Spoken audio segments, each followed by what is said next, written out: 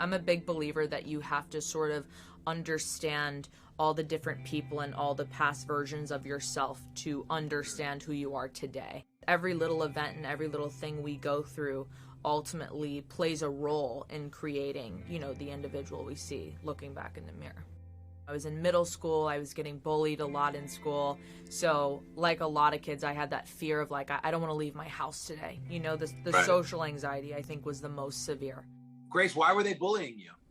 I don't know. That's a good question. I spent a lot of time alone, and music kind of became my safe haven.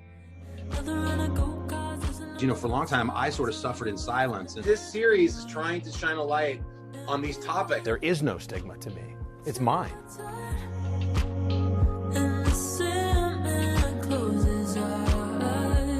For 20-year-old singer-songwriter Grace Gaustad, mental health has been something she struggled with for most of her life, starting at a very young age. I did have pretty mild anxiety when I was younger. My parents were really on top of things. My mom was able to get me into therapy pretty young at about 5 or 6. Do you think the therapy that your mom put you in when you were really young helped? Absolutely. I've struggled with a learning disability most of my life, so there were a lot of things when I was younger that were just much harder for me than, the average kid who might not struggle with the same things. So I absolutely think the therapy was beneficial, even though I was so young. It gave me kind of a safe space to ask questions and get answers. In addition to attending therapy, Grace found an outlet in music, beginning to learn the piano when she was just 5 years old and picking up the guitar as she entered her teenage years. I didn't have a lot of friends growing up. I was kind of that weird kid who just liked to be alone. I would go to school and I would sort of get through the day, and then I'd come home and I would write music or play music for 3, 4, 5 hours. I think what really sort of sparked me though as an artist when I was maybe 7, 8 years old, something like that. I was in the car with my dad and I remember hearing Just Dance by Lady Gaga, and I was like, what is that? Who is that? What is that? And how can I listen to that 100 more times? My discovery of Lady Gaga was also almost my discovery of pop music, and that's really where I decided, wow, that's exactly what I want to do. I was just so incredibly fascinated by her. Wow, tell me more about that. What spoke to you most about her? I think her ability to be her authentic self. Her music is just so incredibly empowering. When she had released Born This Way, as a person who started to struggle with my own sort of identity and sexuality, that album did more for me than probably anything else. I used to just sit there and listen to it over and over and over again. Today, it's Grace's music that is inspiring others. Her videos have over 6 million views on YouTube, and she just released her debut album, Black Box, What Are You Hiding?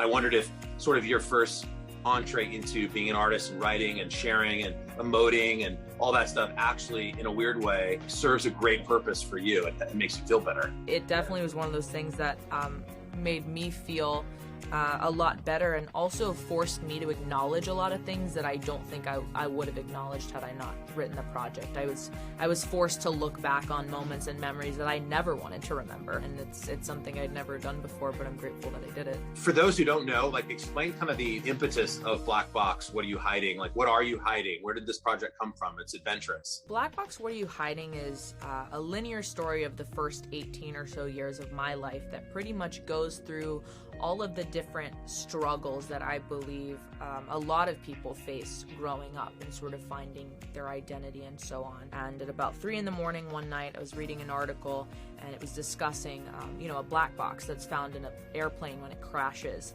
And, a black box pretty much holds all of the data and information as to why that plane went down. People look to that box when it crashes to say, what happened? And that's how they figure it out. And so I was thinking, what if we have these metaphorical black boxes inside of us that when we open them up, we can understand all our pain, our trauma, but nonetheless also get all the answers to our healing as well.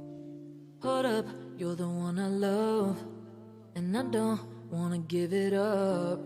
And I think out of every track released on Black Box, the reaction to Red has been the most rewarding for me as an artist. Red was the first time I have ever openly written about my sexuality. I can't even tell you how many people I've had message me saying it helped them come out to their parents, or it helped them sort of come to terms with their own sexuality. Seeing those messages just makes you think, wow, I was able to help someone else.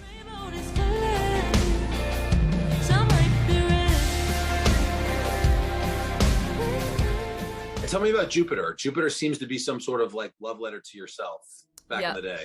Yes, Jupiter is a love letter to my younger self. A lot of the things that I wish I could have told my younger self, I talked about in Black Box. You know, the body dysmorphia or the learning disability or the depression. I just wish I could go back and tell little Grace that it was going to be okay, that she wasn't always going to feel this way. And even with the feeling she was going to have for the rest of her life, there are ways to get through them. There are ways to cope. There are ways to, you know, talk about them. And, you know, my mom has a great line. She always says, you got to go in and through. You can't just sit in a problem. You have to get through it in order to heal.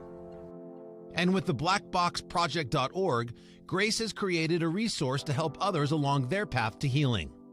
I created blackboxproject.org mostly because it's something that I wish I had when I was younger. I can't even tell you how many times I went on the internet searching for answers to questions that just didn't have any answers. We paired with an incredible therapist, Jazz Robbins, who sort of walks through the 12 topics discussed in Black Box, including, you know, sexuality, depression, anger issues, etc.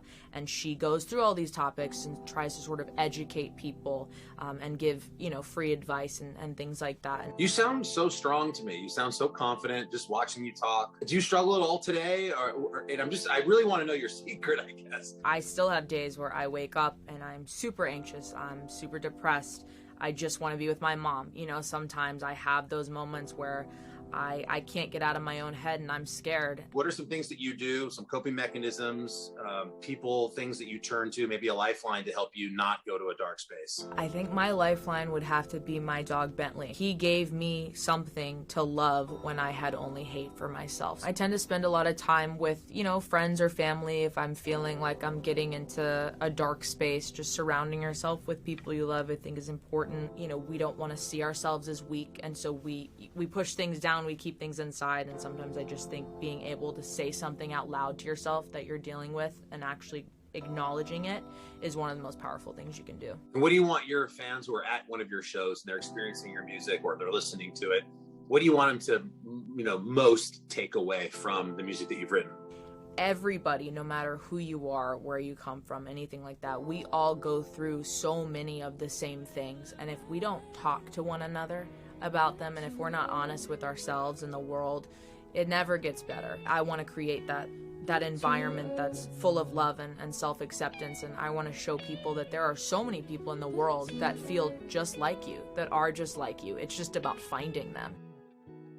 You know, your honesty, your candor, your bravery, all the things that you're doing within your music, the expression of it, and the way that it's helping people who enjoy your music, to me, is just like the best gift you could be giving the world. So thanks for doing that, and continued success. Thank you so much, Carson. This was great today. I love talking.